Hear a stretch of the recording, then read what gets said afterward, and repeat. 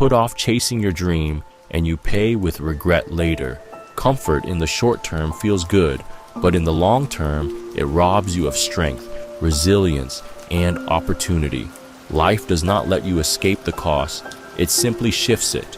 You either suffer the discomfort of discipline now, or you suffer the far greater pain of decay, failure, and regret later.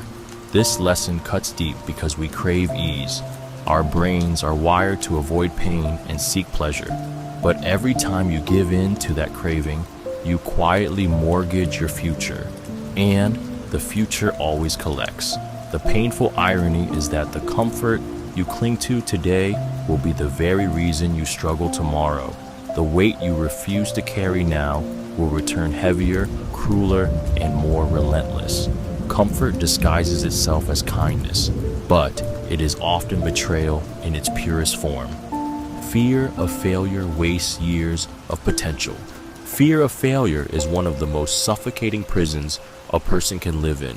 It convinces you that it's safer to do nothing than to try and fall short. It whispers that humiliation, rejection, or disappointment would be unbearable, so you sit still, waiting for the perfect moment that never comes. And while you wait, the most precious thing you have, time, slips away. This is the silent tragedy of fear, not that it stops you from failing, but that it robs you of ever knowing what you could have become. Potential is fragile. It doesn't last forever. You only get so many years of youth, energy, and opportunity before doors begin to close. But fear keeps you watching from the sidelines, convincing yourself you'll try tomorrow, or next year, or when you're ready. Days turn into months, months into years, and one day you wake up realizing that fear has stolen entire chapters of your life. And the cruelest part? You never avoided pain. You only traded the sting of failure for the crushing weight of regret. Failure is painful. Yes, it hurts to fall short, to stumble, to be seen struggling. But failure is also a teacher, a necessary step on the road to growth. Fear, on the other hand, teaches you nothing. It leaves you empty-handed, with no scars to prove you tried, no lessons to shape you, no victories to call your own. The years you lose to fear are years you never get back, and by the time you realize it, your potential has already slipped through your fingers, wasted in the silence of hesitation. You don't get to choose your family, but you choose your circle. One of life's hardest lessons is realizing that you don't get to choose the family you're born into. You may have been raised by people who hurt you, misunderstood you, or failed to give you the love you needed. You may carry scars from parents who projected their pain onto you, or siblings who never truly saw you. This truth stings because family is supposed to be your foundation, your safe place. But for many, it becomes the first battlefield.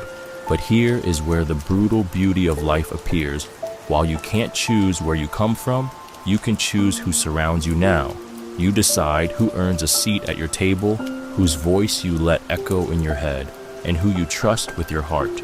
Blood may tie you to your family, but loyalty, trust, and love are what tie you to your chosen circle. And that circle has the power to shape everything: your habits, your mindset, your sense of worth, and even the limits of what you believe is possible. The pain lies in understanding that love is not always enough to keep toxic family members in your life. Sometimes you must love from a distance, or walk away entirely. The freedom comes in realizing that family can be built, not just inherited. The people you choose, the friends who show up, the mentors who guide you, the partners who believe in you, can become more of a family than the one you were given. And in that choice lies both the burden and the gift. You cannot rewrite your origin, but you can rewrite your future by curating the circle that surrounds you. Nobody is coming to save you. It is one of the most gut-wrenching realizations in life. Nobody is coming to save you. Not your parents, not your friends, not your partner, not the government, not some unseen force of fate. You may hope, you may pray, you may beg for someone to swoop in and pull you out of the pit you're in, but they won't. And the longer you wait for rescue, the deeper you sink into helplessness. This truth slices deep because it destroys the illusion of dependency we cling to. As children, we are protected, comforted, carried. Somewhere inside, part of us expects that to last forever, that someone stronger, wiser, more powerful will intervene when life becomes unbearable. But adulthood strips you bare. No one is required to fix your pain, repair your mistakes, or hand you the life you think you deserve. People may care, they may sympathize, but in the end, they are too consumed with their own battles to fight yours. It's a terrifying thought, that if you want change, you must create it yourself, that the weight you're carrying won't be lifted unless you lift it, that your dreams will rot if you don't breathe life into them. And yet, hidden in this harshness is a brutal kind of freedom. If nobody is coming to save you, then everything depends on you, your choices, your discipline, your resilience. It hurts to accept, but it also ignites a fire, because the day you stop waiting for rescue is the day you finally pick up the sword yourself and discover you were the hero you needed all along. You are replaceable in almost every context. One of the hardest things to accept is that no matter how special you believe you are, in almost every context, work, friendships, relationships, even family, you are replaceable. Companies can hire someone new to fill your role. Friends can drift away and find others to share their secrets with. Lovers can move on and build lives with different partners. Even within families, roles shift, dynamics change, and the world keeps spinning without you. The harsh reality is that while you may pour your soul into people, places, and projects, the moment you're gone, life adapts. And that realization can feel like a punch to the gut. We all long to be irreplaceable, to believe that what we give is unique, that without us the structure will collapse. But the truth is, more often than not, the structure bends, absorbs the shock, and carries on as if nothing happened. Your absence might sting for a moment, but eventually it fades into silence. This hurts because it forces you to face how little permanence you truly hold in other people's worlds. You may be treasured, you may be loved, but even love does not always prevent replacement. Yet within this brutal lesson is a strange kind of freedom. If you are replaceable, then your worth cannot be dictated by external validation. It must come from within. It means you stop breaking yourself just to keep roles, titles, or people that would continue without you anyway. The sting of replaceability is real, but so is the clarity it brings. If the world can move on without you, then you should live in a way that matters to you, not just in the spaces that can so easily forget you.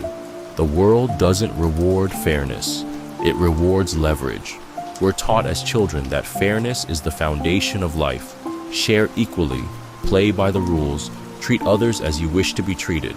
But when you step into the real world, you're hit with a brutal truth. Fairness doesn't determine who wins. Leverage does. The world does not reward you because you worked the hardest, suffered the longest, or played the most honorably. It rewards those who hold power, resources, connections, or knowledge that others need. It rewards those who know how to position themselves where their value cannot be ignored.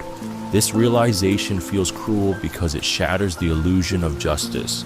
You'll see people who cut corners rising higher than those who followed every rule. You'll watch leaders protect the powerful while the powerless are left to struggle. You'll realize that being good, kind, and fair doesn't guarantee you respect. It only guarantees you'll be taken advantage of if you lack leverage. The world bends, not to morality, but to strength and influence. Leverage is what allows you to walk into a room and be heard instead of dismissed. It's what ensures your hard work translates into reward instead of exploitation.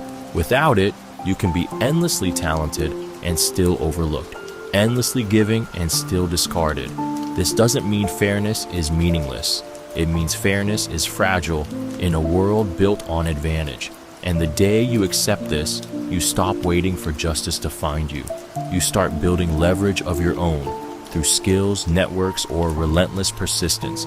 because only then will the world have no choice but to pay attention. Forgiveness doesn't mean trust. Forgiveness is often seen as the noble path, the ultimate act of letting go, and in many ways it is. To forgive is to release yourself from the poison of resentment, to stop letting another person's actions chain you to bitterness. But here's the brutal truth. Forgiveness does not automatically restore trust. You can forgive someone for hurting you, but that does not mean you should hand them the same access to your heart, your time, or your life ever again. Trust is not a right.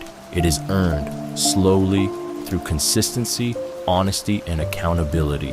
The sting comes when you realize that people can apologize with tears in their eyes, swear they've changed, and still betray you the moment it benefits them.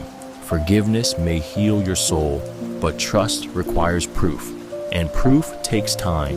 To confuse the two is to walk blindly back into the fire that burned you before.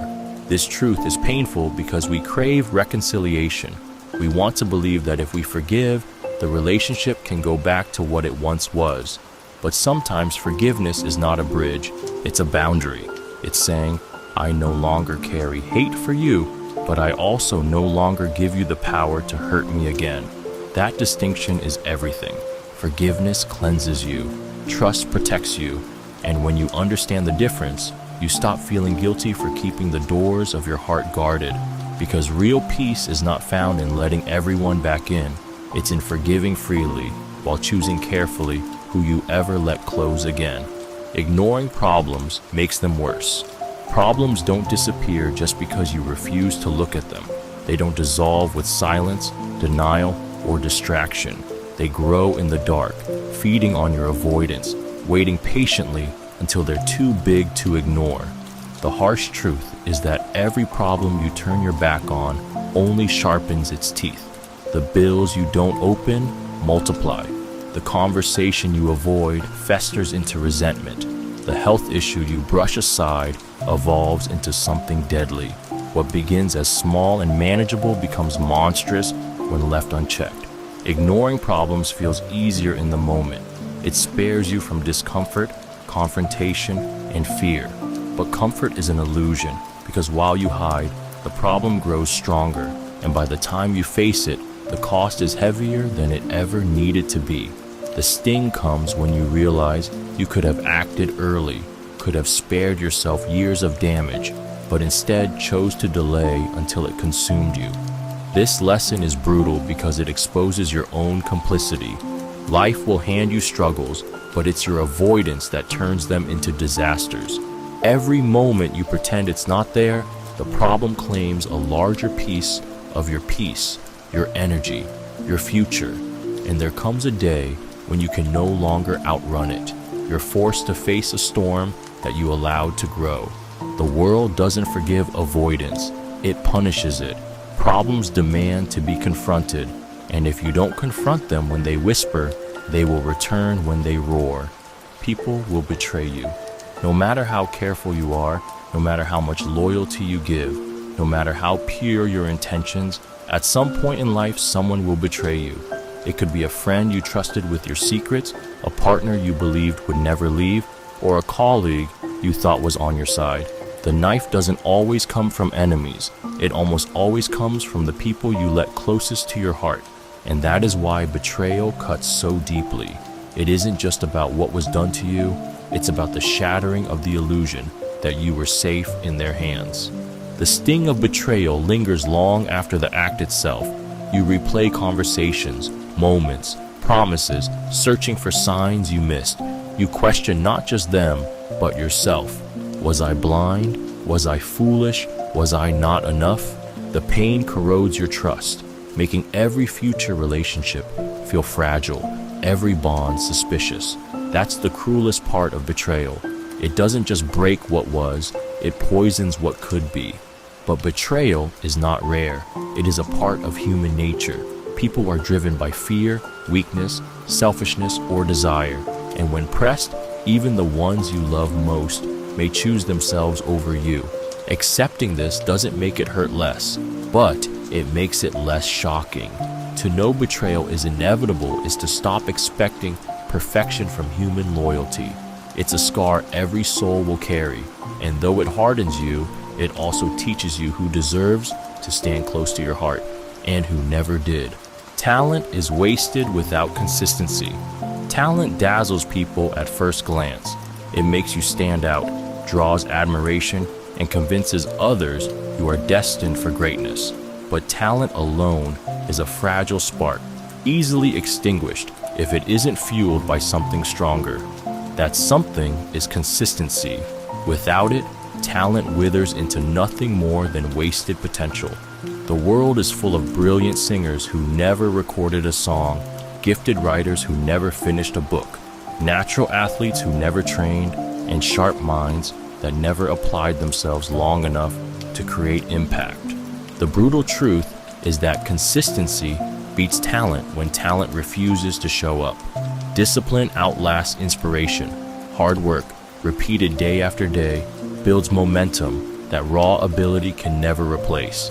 Talent may give you a head start, but if you can't push through boredom, setbacks, and the grind of repetition, you'll be passed by those who simply refuse to quit. And when the years pass, your talent becomes nothing more than a memory of what could have been. This lesson hurts because talent feels like a gift, and gifts feel permanent. But talent fades when ignored, skills dull, opportunities dry up. The world doesn't reward what you could do, it rewards what you actually do. And without consistency, even the brightest potential turns into dust. Consistency is unglamorous. It asks you to show up on days you don't want to push forward when no one is watching, to build when no one is applauding. But it is the only bridge between talent and greatness. Without it, talent is nothing more than wasted brilliance that dies in silence. Discipline feels like pain until it feels like freedom. Discipline is brutal in the beginning. Waking up before dawn when your body begs for sleep, dragging yourself to the gym when every muscle aches, forcing yourself to study, save, or work when you'd rather indulge in comfort. It all feels like punishment.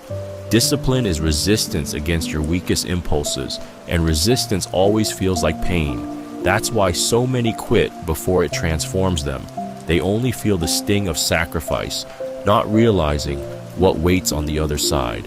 But with time, the pain begins to shift. What once felt like restriction begins to feel like power. The early mornings turn into confidence, the workouts into strength, the studying into mastery, the saving into freedom. Discipline creates order in a world of chaos, and that order becomes liberation. You are no longer a slave to your cravings, distractions, or emotions. You control them. Where others are trapped in cycles of procrastination and regret, you move forward with quiet strength. The sting of this truth is that most people never push past the painful stage. They want results without sacrifice, freedom without the grind. They quit before discipline rewards them, so they never experience the freedom it brings. And yet, for those who endure, discipline becomes the ultimate paradox. The very thing that once felt like chains becomes the key that unlocks every door. Pain first, freedom later. That's the price. And those willing to pay it end up living a life that feels untouchable. Someone always has it worse than you, and better. No matter where you stand in life, there is always someone suffering more deeply than you, and someone thriving beyond what you can imagine. This reality is sobering because it destroys the illusion of extremes. We are never the most fortunate and never the most broken. Someone out there is buried under a weight you couldn't endure, and someone else is soaring to heights you may never reach. It's a truth that humbles and unsettles at the same time. When you think your problems are unbearable, remember there are people clawing through pain, poverty, and loss far greater than yours. This doesn't erase your suffering, but it strips away the entitlement that convinces you life has singled you out unfairly. You are not the only one hurting. You are not uniquely cursed. Pain is universal, and perspective reminds you that yours is not the worst story being written. Yet the same is true in the opposite direction. While you struggle, someone else is thriving. While you settle, someone else is breaking through. While you make excuses, someone else is taking the leap you fear. That truth stings because it forces you to see your own limitations, not as inevitabilities, but as choices.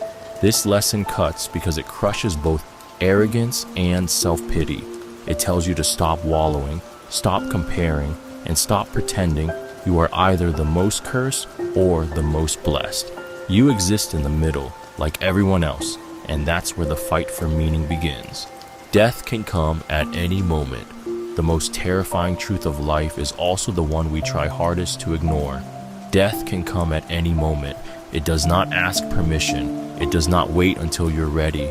And it does not care about your plans, your dreams, or the promises you've made.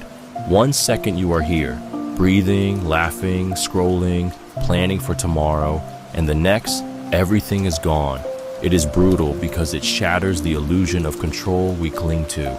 We act as though time is infinite, as though tomorrow is guaranteed, as though we can always say later, but later is never promised. Every accident on the road, every silent heart attack, every unexpected call in the middle of the night is proof of how fragile this existence is. And yet, most of us live as if death only happens to other people, as if we have some secret immunity. We procrastinate the things that matter. We hold grudges. We postpone love. We waste days drowning in distractions. Then one day death strikes, not just for us, but for someone we love, and we are left choking on regret. The emotional sting of this lesson is unbearable because it forces you to confront how easily everything can vanish. The smile you didn't return, the words you never said, the risks you never took, all of it can be stolen in an instant. And while that truth feels suffocating, it also makes life unbearably precious. Because when you understand that death waits for no one, you finally see how fragile, fleeting, and irreplaceable every single moment really is. Success can isolate you. When you dream of success, you imagine admiration, support, and celebration. You picture yourself surrounded by people who are proud, inspired, and loyal. But what few tell you is that success often brings isolation. The higher you climb, the fewer people can relate to you. The struggles, sacrifices, and responsibilities that come with achievement create a distance between you and the people who once felt closest. The friends who cheered for you at the start may grow silent when you surpass them. The same people who once wanted the best for you may quietly resent you for getting it. The sting of success is realizing that not everyone will be happy when you win.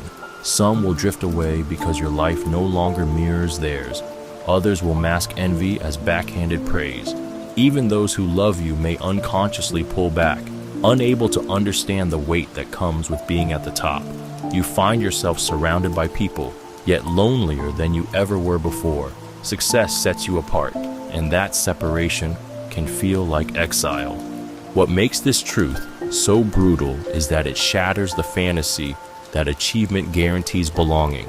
You learn that the applause fades quickly, but the distance remains.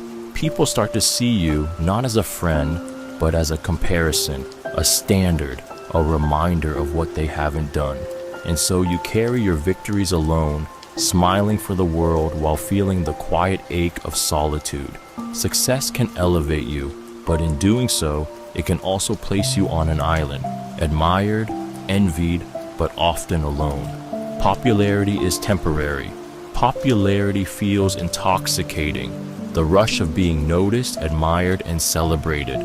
The applause, the attention, the validation. It convinces you that you matter more, that you've arrived, that you are untouchable. But popularity is fleeting. The same crowd that cheers for you today will move on tomorrow. The spotlight is never permanent, and no amount of charm, beauty, or achievement can keep it from shifting. What feels like love is often just fascination, and fascination always fades. This truth cuts deep because we are wired to crave acceptance. Being popular makes you feel chosen, desired, even loved. But what most mistake for love is really convenience. People admire you while you're useful, relevant, or entertaining. The moment you falter, the moment someone shinier appears, the crowd disappears. Yesterday's star becomes today's shadow, replaced without a second thought. Popularity doesn't protect you. It exposes how shallow human attention can be. The pain of realizing this is heavy.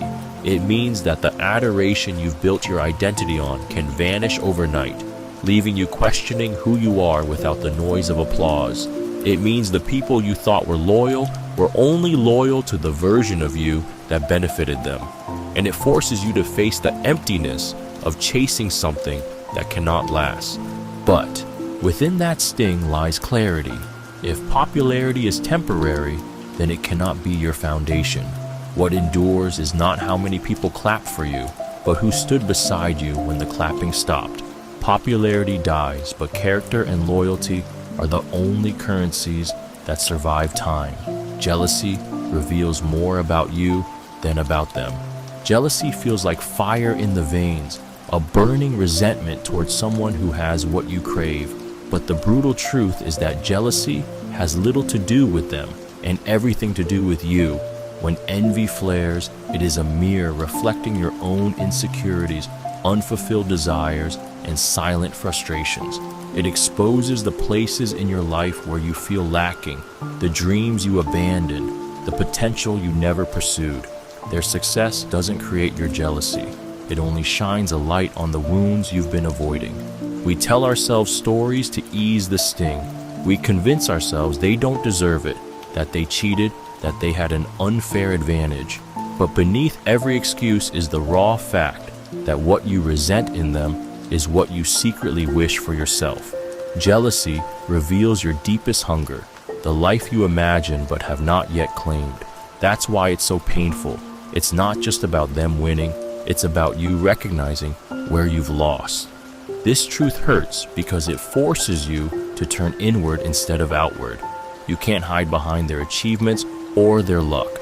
Jealousy calls out your procrastination, your fear, your excuses. It forces you to ask why you aren't chasing your own potential with the same energy you spend resenting theirs. The sting of envy lingers because it exposes the gap between who you are and who you could be. And until you face that truth, jealousy will keep reminding you of the life you haven't yet had the courage to build. Nobody is too busy. You're just not a priority. It stings like fire to realize that when someone says they're too busy, what they really mean is that you're not high enough on their list of priorities. Time is the most limited resource every person has, and we all spend it on what matters most to us. If someone wanted to call you, they would. If they wanted to see you, they would. If they truly valued your presence, they would carve out even a sliver of time, no matter how chaotic their life is. The truth is not that they are drowning in responsibilities. It's that you don't matter to them as much as you wish you did. This lesson hurts because it forces you to face your place in someone else's life. You replay excuses, convincing yourself they must be overwhelmed or that timing is just off. But deep down, you know, people always make time for what they want. They cancel other plans for the person they're in love with. They stay up late for the friend they cherish. They sacrifice sleep, money, and comfort when something truly matters to them. If they aren't doing it for you, the reason is simple. You're not the priority. That truth slices at your self-worth because it feels like rejection in its rawest form. It's not that they can't, it's that they won't. And yet, hidden in the pain is clarity. You stop clinging to scraps of attention. You stop excusing neglect disguised as busyness, and you begin to understand that the right people will never be too busy for you, because to them, you'll always be worth the time. Some wounds never fully heal. Time is supposed to heal everything, or at least that's what people say when they don't know what else to offer. But the truth is, some wounds never fully heal. Some losses carve holes so deep that no amount of years, distractions, or new beginnings can completely fill them. The pain dulls, yes. It softens around the edges, grows quieter, less sharp, but it never truly disappears. It lingers like a shadow, waiting in the background, ready to remind you with a scent, a song, a date on the calendar, or even a dream that pulls you back into the moment when everything broke. This truth is brutal because we want closure. We want to believe that if we just wait long enough, the hurt will vanish, that one day we'll wake up and not feel the ache anymore. But life doesn't work that way. Some scars are permanent, not because you are weak, but because what you lost mattered too much to ever forget. The child who never came home, the parent who left too soon, the betrayal that shattered your trust, the trauma that rewired your soul. These things don't vanish with time. They become part of you, and that's the hardest part to accept. Healing doesn't always mean erasing. Sometimes it means carrying the wound with grace, learning how to live around it, how to breathe even when it still hurts. People may expect you to move on, but the truth is, you don't move on. You move forward, with the wound stitched into your being. Some pain never leaves. It only teaches you how to live differently. You can't control how others treat you, only how you react. One of the hardest lessons to accept is that no matter how kind, generous, or loving you are, you cannot control how others will treat you. People will misunderstand you, betray you, belittle you, and sometimes hurt you for no reason at all. Their behavior is shaped by their own wounds, insecurities, and choices, and none of that is within your power to change. This truth stings because it strips away the illusion that if you just love enough, give enough, or prove yourself enough, people will respond in kind. The reality is, sometimes they won't. But while you can't control their actions, you always control your response. You choose whether to let cruelty harden you or to let it pass through you without breaking your spirit. You choose whether to waste energy fighting for someone's approval or to walk away with dignity intact. You choose whether to match someone's poison with more poison or to rise above it and protect your peace. That choice is your power, even when everything else feels outside your grasp. The pain of this truth comes from realizing you are powerless to change anyone but yourself. You cannot make someone respect you. You cannot force someone to love you. You cannot demand kindness from a cruel heart. But what you can do is refuse to let their behavior dictate the quality of your life. Their actions may wound you, but your reaction decides if those wounds define you. And in that painful acceptance lies a fierce kind of freedom. The freedom to no longer be at the mercy of others, but to stand unshaken in your own strength. Life goes on after you're gone. It's a haunting reality to accept. When you die, the world will not stop. The sun will rise the next morning. Traffic will still clog the roads. People will still laugh, fight, and chase their dreams. Your absence will leave a hole in some hearts. But even grief eventually softens, and life moves forward without you. This truth is brutal because it forces you to confront how small you really are in the vast flow of existence. You are not the center of the universe. You are a moment in time, destined to fade. We cling to the illusion that our lives carry a permanence, that the bonds we create will somehow anchor us here forever. But death is merciless in its indifference. The workplace that depended on you will replace you. The home you lived in will eventually belong to someone else. Even your name, carried lovingly for a while, will be spoken less and less until it dissolves into silence. Within a few generations, most traces of you will vanish. This realization cuts because it shatters ego. You want to believe your existence matters endlessly, that people will never truly move on. But the truth is they will, because they must. The world doesn't pause for your absence. It adapts. It continues. And yet, within this painful truth lies a sharp reminder. Your time is finite, and the meaning of your life is not in how long you're remembered, but in how deeply you live while you're here. Every second matters, because once you're gone, life will not wait for you. Fear kills more dreams than failure. Failure hurts, but fear is worse, because fear doesn't just bruise you, it paralyzes you. Failure at least comes with lessons, scars, and proof that you tried. Fear leaves you with nothing but what ifs. It whispers in your mind before you even take the first step, convincing you that you'll embarrass yourself, that you're not ready, that you'll never be good enough. And so you wait, you hesitate, you plan endlessly until the opportunity has already passed. The cruel reality is that countless dreams die long before failure ever has the chance to touch them, slaughtered by fear and silence. This truth is devastating because it's invisible. Nobody sees the book you never wrote, the business you never started, the love you never confessed. Nobody mourns the life you could have lived because it never existed. You're left carrying the weight of untold stories and unrealized potential, haunted by the echo of chances you were too afraid to take. And unlike failure, fear doesn't teach, it only steals. We hide behind the illusion that safety is better than risk, that staying comfortable is wiser than stepping into the unknown. But comfort rots into regret. One day you wake up and realize the years you thought you had to try are gone, and the only thing standing between you and the life you wanted was fear itself. The brutal truth is that failure wounds, but fear buries you alive, and while failure fades, fear lingers forever, leaving you chained to the dreams you never had the courage to chase. Your feelings don't change facts. Feelings are powerful. They shape the way you see the world, dictate your decisions, and fuel your actions. But as overwhelming as they can be, your feelings don't change facts. You can feel like you're worthless, but that doesn't mean you are. You can feel like someone loves you, but that doesn't mean they do. You can feel like the world is against you, but reality doesn't bend to your emotions. Facts remain cold, unyielding, and indifferent to how much they hurt.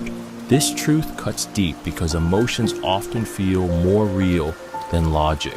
When you're angry, it feels justified, even if you're wrong. When you're heartbroken, it feels permanent, even though time will prove otherwise. When you're afraid, the danger feels certain, even if it exists only in your head. Feelings make liars out of us. They convince us the world is as we perceive it in that moment, when in reality, nothing outside of us has changed. The sting comes when you realize how much of your life you've wasted believing your feelings were the truth. How many opportunities did you avoid because you felt unready? How many relationships did you ruin because you felt unloved when love was actually there? How many dreams did you bury because you felt incapable when the only barrier was fear? It's brutal to admit, but your feelings don't rewrite reality. Facts don't care about your moods, your doubts, or your pain. The world will keep turning, whether you feel like you can handle it or not. And until you learn to separate emotion from truth, you will keep losing battles that were never real to begin with. People remember mistakes longer than victories. You can pour years into building something remarkable, and one mistake can stain it forever. That's the cruel nature of memory. Our minds are wired to cling to pain and error more than to triumph. You could succeed 100 times, but the moment you stumble, that stumble becomes the story others tell. The promotion you earned, the work you perfected, the kindness you gave, all of it can be eclipsed by a single misstep. Victories are celebrated briefly. Mistakes are whispered about endlessly. This truth cuts so deeply because it feels unjust. You work tirelessly to do things right, yet the world fixates on the one time you did it wrong. You can save 10 lives and lose one, and people will remember the one. You can be loyal for years and slip once, and the slip is what defines you. Our failures stick because they stand out.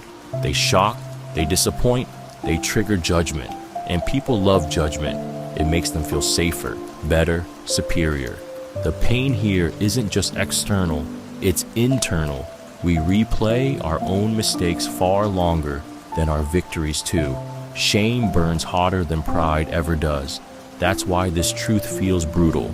You realize that both others and yourself are wired to hold on to your flaws longer than your wins. But buried inside the sting is a revelation. If mistakes linger longer, then your character must be stronger. You cannot erase them, but you can outlive them by continuing forward. The world may not forget your mistakes, but if you refuse to stop, they'll be forced to remember your persistence too. Tomorrow isn't promised. We live as though tomorrow is guaranteed, as if the next sunrise is a certainty owed to us. We make plans months in advance. We postpone dreams, we delay apologies, and we push love aside with the excuse that there will always be more time. But the brutal truth is tomorrow isn't promised. Death does not give warnings, and fate does not negotiate. For some, tonight is the last chapter, and they will never see the morning they assumed would come. This truth is devastating because it dismantles the illusion of control. You can eat healthy, exercise, avoid risks, and still vanish in an instant. A car accident, a sudden illness, a random twist of fate, and everything is gone. Meanwhile, the world continues moving, indifferent to the fact that your story has ended. Every dream you put off, every word you never said, every risk you avoided dies with you, never to be reclaimed. And yet, most people live as if time is infinite. They trade days for meaningless distractions. They swallow their words. They silence their passions. They settle into routines as though life owes them decades. But the clock is merciless, and it never reveals how close you are to the end. What makes this truth cut so deeply is the weight of regret. Not for the things you did, but for the things you never dared to do. Tomorrow is not guaranteed, and every day you waste is a gamble against the one resource you can never win back. Most opportunities never come twice. Life has a cruel way of offering doors that open only once. An introduction to someone who could change your path, a chance to take a risk, an invitation that seemed small at the time, but could have altered everything. These moments rarely return. Most opportunities never come twice, and when you let them slip, they vanish into the fog of what could have been. That's the brutality of it. Opportunities don't announce themselves as life-changing when they arrive. They appear ordinary, inconvenient, or even frightening. Only in hindsight do you see their weight, and by then, they are gone. The sting comes from realizing how many of those chances you ignored. The job you didn't apply for because you doubted yourself. The relationship you didn't pursue because you were afraid of rejection. The move you postponed because it wasn't the perfect time. Opportunities don't wait for your readiness. They don't circle back until you feel comfortable. They slip through your fingers the moment you hesitate, and life does not guarantee a second offering. What makes this lesson devastating is the permanence of regret. You can fail and try again, but you cannot relive a missed chance. That person will move on. That moment will pass. That door will close, and you're left haunted by the silence of a life you might have lived had you only said yes. It's why the most successful people act before they feel ready. They understand that hesitation is often the true killer, because most opportunities, once lost, are lost forever.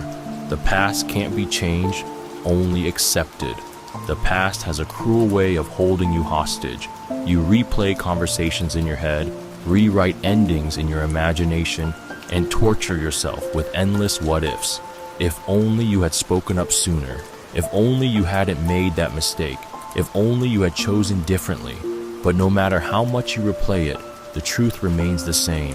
The past can't be changed, only accepted. Every word spoken, every action taken, every choice made, it's already carved into time, sealed beyond your reach. This truth hurts because regret is heavy and memory is merciless. Your mind drags you back to the moments you most want to escape, forcing you to relive them as though repetition could somehow undo them. You imagine alternate realities where you were braver, wiser, kinder, where things worked out the way you hoped. But those worlds don't exist, and the more you cling to them, the more you bleed in the present. Acceptance feels like surrender at first, like admitting defeat. But it isn't weakness. It's the only path forward. Until you stop clawing at the past, it will keep its grip on you. The pain of what's already done may never vanish, but you can choose to stop feeding it with your obsession. You can choose to learn instead of endlessly rewrite. The past is a locked door. You cannot open it, you cannot fix it, and you cannot walk back through it. But you can stop standing there, pounding your fists against it, while life waits for you to turn around and face what's still ahead. Growth feels uncomfortable. Growth is never gentle. It tears you apart before it rebuilds you. It demands that you step into the unknown, face your fears, and abandon the comfort of the familiar. It feels like losing pieces of yourself, like walking through fire, like breaking before you can rise again. That's why so many resist it. We crave progress, yet we cling to what feels safe, even when it's suffocating us. The cruel truth is that real growth doesn't feel like triumph in the moment. It feels like pain, confusion, and disorientation. When you grow, you outgrow. You shed friendships, identities, and versions of yourself you once loved. You confront truths about who you are and who you've been, truths that sting more than lies ever could. You wrestle with doubt, you stumble, you fail, and you wonder if you're making a mistake. Everything in you wants to retreat back to comfort, because comfort feels easier. But comfort is a trap. It keeps you stagnant, while discomfort is the birthplace of transformation. The pain of growth is brutal because it feels wrong. Your mind screams for stability, but your soul aches for expansion. You feel torn between who you were and who you are becoming. And yet, it is only in that discomfort that your true strength is forged.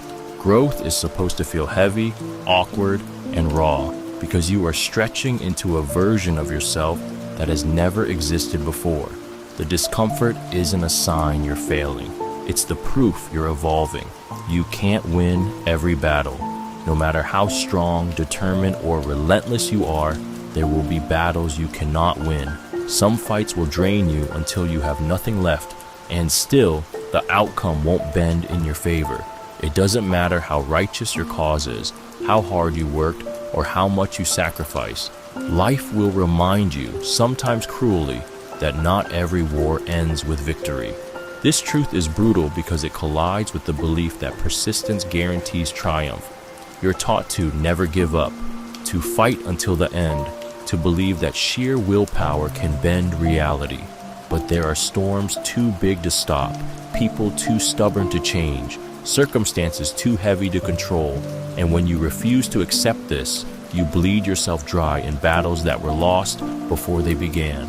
The sting of this realization is not just in losing, but in knowing that loss is unavoidable.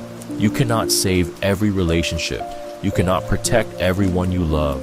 You cannot conquer every obstacle in your path. Some dreams will die despite your effort, and some outcomes will break your heart no matter how fiercely you resisted. What makes this truth so devastating is that it forces humility. It strips away illusions of control and teaches you that strength is not just about fighting, but about knowing when to surrender. Because sometimes survival means walking away, accepting defeat, and conserving your fire for the battles that can still be won. And in that painful acceptance, you learn that loss is not always the end. It's part of the cost of living. Your reputation is fragile. Your reputation takes years to build and only seconds to destroy. It is one of the most fragile currencies you will ever carry. Delicate, unstable, and frighteningly easy to lose. You can spend decades proving your reliability, loyalty, and integrity, and still watch it all shatter with a single mistake. One careless word, one reckless decision. People rarely remember the 1,000 times you did right. They remember the one time you slipped. And once trust cracks, it almost never returns to its original form. The brutality of this truth is that your reputation doesn't even belong entirely to you. It exists in the minds of others. It is shaped not just by your actions, but by perception, rumor, and the stories people choose to tell about you. A lie can spread faster than the truth. A misunderstanding can stain your name before you even have a chance to defend yourself. And no matter how hard you try to explain, people will often cling to the version of you that feeds their judgment. This fragility forces you into a painful awareness. Everything you do leaves a mark. One betrayal overshadows years of loyalty. One slip of anger outweighs months of kindness. The world rarely balances the scales fairly, and yet the sharp edge of this lesson cuts deeper because it reveals how much is at stake in every choice you make. Your reputation is not indestructible, it is glass, and the moment it cracks, no matter how hard you try to piece it back together, everyone will always see the fracture.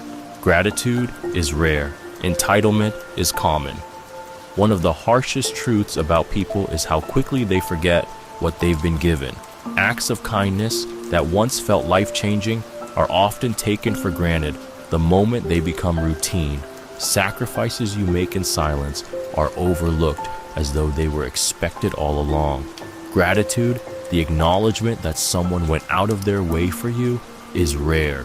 What you'll encounter far more often is entitlement, the belief that your effort, your love, your generosity was simply owed to them. This stings because it exposes just how self-centered people can be. You pour yourself out for someone, and instead of thanks, they demand more. You give them opportunities, and instead of humility, they act as if you merely delivered what they deserved. Entitlement blinds people to the weight others carry, erasing appreciation and replacing it with expectation. And the more you give, the more they assume it's their right to receive. The brutality of this truth is that it leaves you feeling invisible. Your kindness becomes background noise. Your effort becomes unremarkable. You begin to wonder if you should stop giving altogether, because the gratitude you crave seems so rare it almost doesn't exist. But that is the nature of human desire. It constantly shifts, always wanting more, rarely pausing to acknowledge what's already been received. Gratitude humbles, entitlement consumes. Most people will choose the latter, not out of malice, but out of habit. And until you accept this, you will bleed yourself dry, waiting for a thank you that may never come. Sacrifices are mandatory, not optional. Life demands a price from everyone, and that price is sacrifice. You cannot have everything, no matter how much you want to believe you can. To chase one dream means abandoning another. To build success means giving up comfort. To create a strong body means surrendering laziness. To cultivate love means sacrificing ego. Every path forward costs something, and pretending otherwise is the surest way to stay trapped in mediocrity. The sting of this truth is that most people live believing they can avoid sacrifice. They think they can have the relationship without vulnerability, the wealth without discipline, the growth without discomfort. They cling to both comfort and ambition, unwilling to release one for the other, and in doing so, they end up with nothing meaningful at all. The world does not reward those who refuse sacrifice. It punishes them with regret. What makes this reality so brutal is that the sacrifices are rarely easy. They cut into your desires, your habits, your comfort zones. Sometimes you sacrifice sleep for success. Sometimes you sacrifice temporary happiness for long-term fulfillment. Sometimes you sacrifice people you love because their presence costs you your peace. And it hurts. It always hurts. But what's even more painful is realizing that avoiding sacrifice is itself a sacrifice. You're just giving up your future instead of your present. The truth is simple, merciless, and unavoidable. You will pay a price either way. The only question is whether you will sacrifice now to build the life you want, or sacrifice later by living with the weight of what you could have been. Some people you trust the most will hurt you, the deepest. The harshest wounds don't come from strangers. They come from the ones you let closest to your heart. The people you trusted with your secrets, your vulnerabilities, your loyalty, and your love are often the very ones who cut you the deepest. Betrayal from them doesn't just wound your body or your pride. It pierces your soul because you never expected the knife to come from their hand. This truth is brutal because trust is the foundation, of every meaningful relationship. You believe that love, friendship, or loyalty will protect you. You open yourself, you lean on them, you let your guard down. And in doing so, you make yourself vulnerable to the kind of pain that only they could cause. When they lie, when they leave, when they break promises or turn on you, the pain is unbearable, not just because of what they did, but because of who they were to you. The scar they leave lingers long after the wound closes.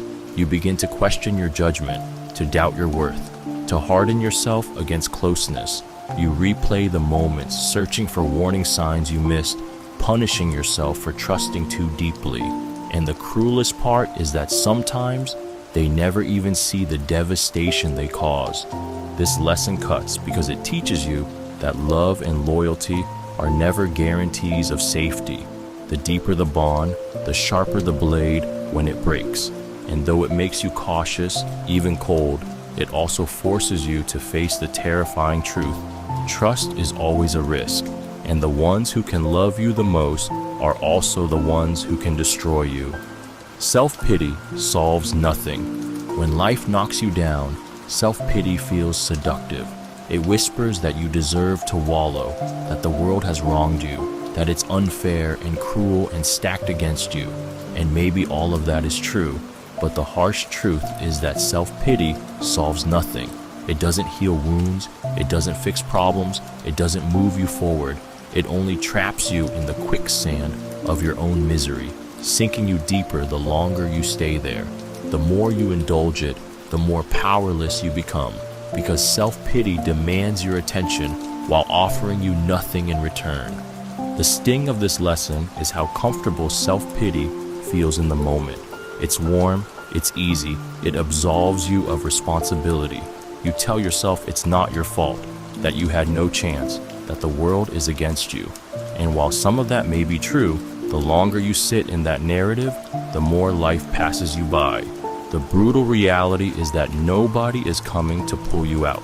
People may sympathize for a moment, but eventually they move on with their own lives, leaving you trapped in your own despair. What makes this truth hurt so much is that self-pity feels like it should help.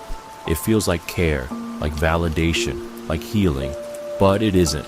It is poison disguised as comfort. Every second spent feeling sorry for yourself is a second stolen from the fight you could be giving. And when the years slip away, you'll realize self-pity didn't protect you. It only wasted the time you'll never get back. Nobody respects those who don't respect themselves. Respect begins within.